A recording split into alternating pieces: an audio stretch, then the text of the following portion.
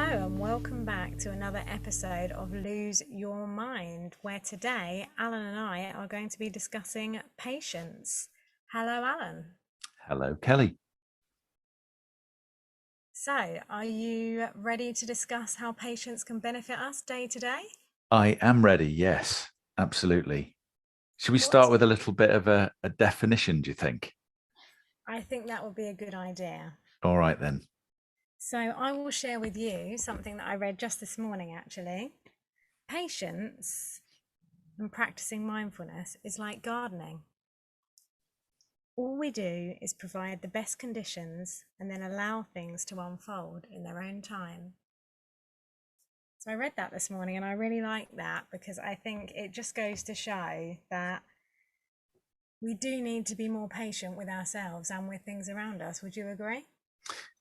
I do. Gardening's a great analogy, isn't it, for all things mindfulness for many, many reasons.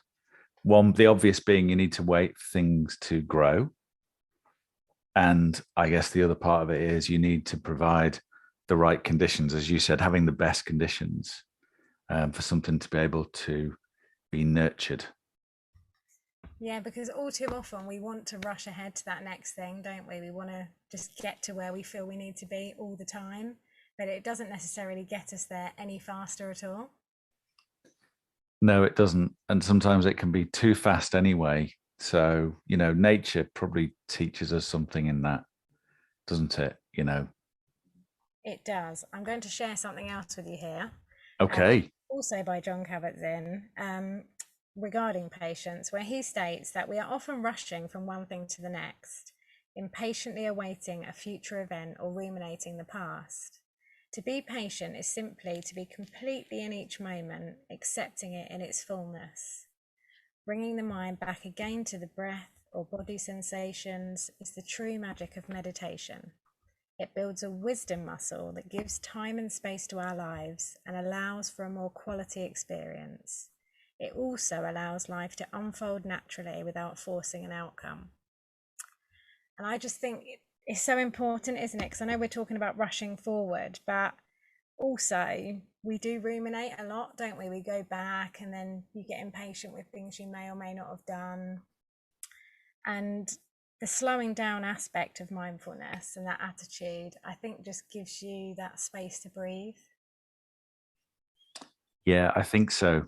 I liked his definition because I think to define it really for everybody, what we're saying is let moments unfold and be their own thing.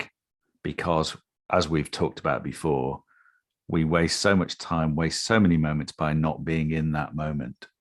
So I suppose the patience aspect, this is an interesting one, isn't it? Because I think there's so many little definitions and perspectives you can have on this, but I'm thinking that what he's saying is that patience is about allowing this moment to be and not crowding it with anything else. Yeah, you're right. I mean, we've all just gone through a long period of being sort of shut in, haven't we? I know we're coming out the other side of that now, but it was quite difficult to be impatient with that. But when you think about it, the joy of getting through that time and having patience without, because nobody knew what was coming and nobody knew when things were going to change. So just by having that space, and meditation is a great way to do that, isn't it? I mean, we're both fond of it and know the benefits you can get, but having patience with yourself just for things to not be as you maybe once thought as well. Yeah, that's true. And also, as you just said, I mean, we're all sort of desperate for COVID to end and get out in the world and everything. Um, and you just can't sometimes. And the more you rush at something, uh, then it's not, like you said, it's not what you thought it was. Do you know what I mean? Then your expectations become too great. It's like when you say, I can't wait to go on a holiday. And that's because your anticipation of it is probably greater than the thing is actually going to be itself. Yeah, and sometimes you miss the build up to the holiday, the excitement, Yeah. you can just rush through it, can't you? And I don't know why everybody loses patience so much of the time. I mean, it's quite a normal thing, isn't it? You hear of people being quite grumpy and angry because things aren't going their way quick enough all Mm. the time. Yeah. Why do you think everyone is so desperate to get to the next thing? Which is a really interesting question. And one I keep asking myself, and this is one of the attitudes I try and use, probably, if anything, more than the others. And I think it's because we try and crowd so much into our lives and we have such high expectations of ourselves and others that we need to get so much done. We're always telling ourselves, and we're being conditioned by society, that you have to do this, you have to achieve. It's like when somebody asks you, how was your day? You know, you can't just say, oh, I did nothing, because they'll go, oh, really? So you have to have this list of things that you've ticked off. And I think that puts its own pressure on us. And I think that's what makes us rush through. And that's what makes us try and do things. And you said it in that build up, actually, about without having a quality experience. And really, what we should be focusing on at all levels is having a quality experience. Don't you think? Yeah, I do. I agree.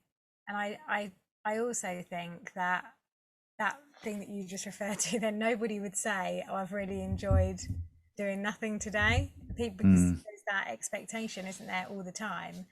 But I think there's just so much to be said for that. And like you say, we can learn from nature, gardening, everything outside. That nobody rushes the plants to grow or the trees to change seasons, and everyone's quite happy with right. them evolving as they are. But when it comes to us as people, and there's so much information we're fed and things that we think we should be doing to keep up, you just lose the pure quality of having patience, don't you?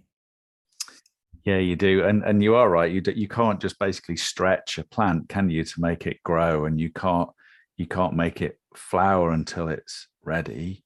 You might be wishing for it to happen, though, I suppose, but you might as well just wait until it actually happens. But I mean, nobody ever took, like, if you look at children, nobody ever expects a child to be doing their GCSEs or something when they're 10. It's like everything actually unfolds in life, generally in time. So why are we so impatient through the day, through the course of our lives? And I just think it's because we're trying to do too much, and we're conditioned by the world around us, and we need to fight back, really. Yeah, I agree. And I think that, like, my daughter is due to do her GCSEs soon, actually. And what you've Okay. just said, I don't think you're ever ready for certain things to happen, are you? Just in life until you get to them, or you might be concerned about what you're going to have to face before it's come along. Yeah. And as we've discussed before, and I've mentioned it in previous episodes, but I have suffered with anxiety for a very long period of time. And that control aspect and not having patience with myself, I constantly beat myself up and give myself a hard time, thinking, well, I haven't done this yet. Why haven't I done it? Cramming all the time, getting very impatient. But now that meditation and mindfulness is just a regular part of my day, an example this week, I wanted to have completed a certain amount of tasks, which I didn't actually get done because it was sunny and I just wanted to be outside. So I was Hmm. sort of fighting with, do I just get outside or do what I've done? And at the end of the day, everything gets done when it's meant to, doesn't it? And I did think about patience, and I just had a bit of patience with myself. And I thought, well, do you know what? I've really enjoyed that sunshine. So all the stuff that I needed to do, it can just wait. I mean, what's the worst that can happen? So I think if everybody just thought about this, and what we're trying to say here is having patience, which seems like such a simple thing to do, it can just make a big difference in your day. But nobody thinks about, oh, how difficult it is to be impatient, do they? Everyone's quite happy to jump on that bandwagon quite quickly to get infuriated with what's not been done. You're right. So I suppose what you're saying in there as well is it's okay to be imperfect. It's about taking back a bit of control, so that obviously, yeah, you set yourself some expectations. You had a list to do. You haven't got through it. Now, are you disappointed in that? Well, honestly, I did have a moment where I felt a bit disappointed. Hmm. But I think because I have, I'm lucky to now have found mindfulness and meditation as part of my way. I got through that quite quickly. I was able to let that go by being Yeah, patient with myself. And now I'm not stressed out about it.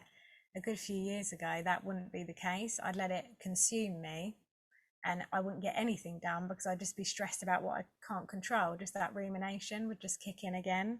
yeah, Just by, it's just like the plants again, just letting it unfold. I mean, I got so much joy out of not doing those tasks and doing something else, and I was present with it. So I think it all comes back to that, doesn't it? Just being in the moment, giving yourself a break, and letting things unfold as they should.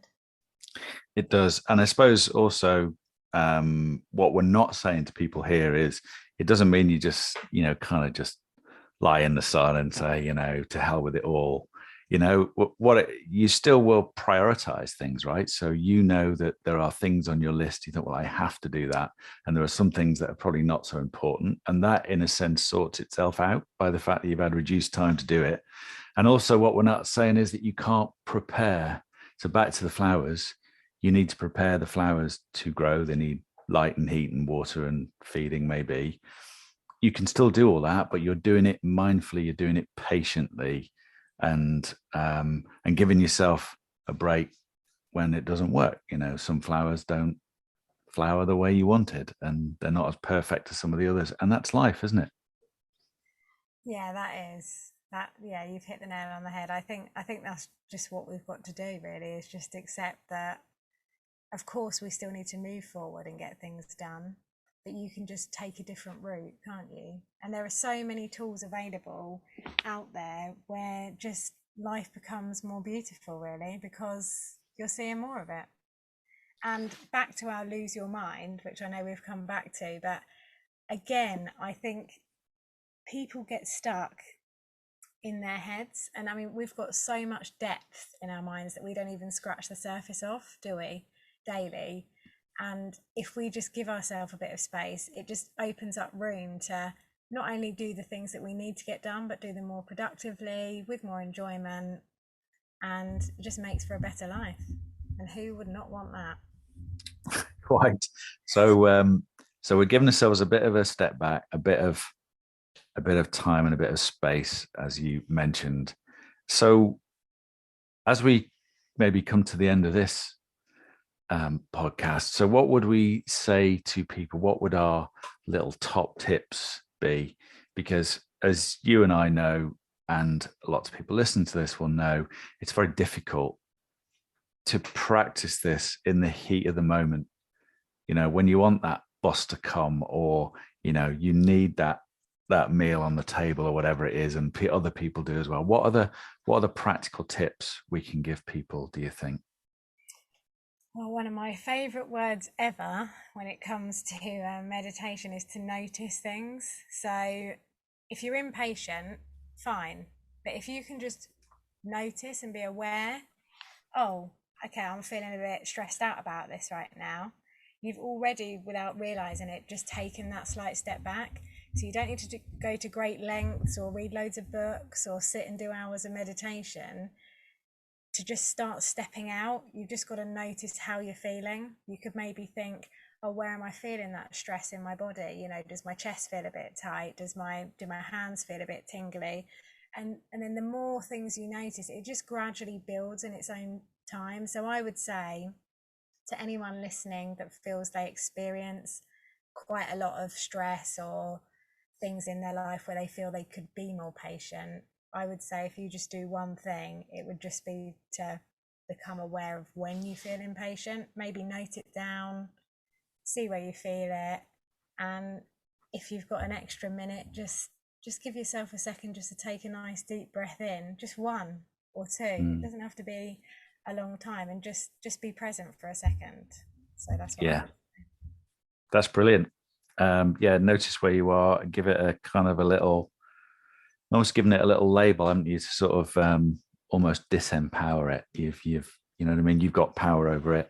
And mine would be, I just think if you catch yourself running at 100 miles an hour and trying to multitask too much, is just go in slow motion. I just like the thought of going in slow motion. And if you do things like that, it feels like you might think you're being slow. You're actually not. You're just doing things with, as you said, quality and more productively. So you'll enjoy the moment more. You won't have to rush into the future because it's not going to come any faster anyway. So you just giving yourself that little bit of a break. Yeah, Good. I agree. It's just getting out of the mind and into the body, isn't it, for a bit, really? It certainly is. So, Well, thank okay, you good. today. I've enjoyed it. Thank you. Yeah. And we hope you have too. And please join us for another podcast episode of Lose Your Mind coming shortly. Thank you. See you, Kelly. Bye. Bye.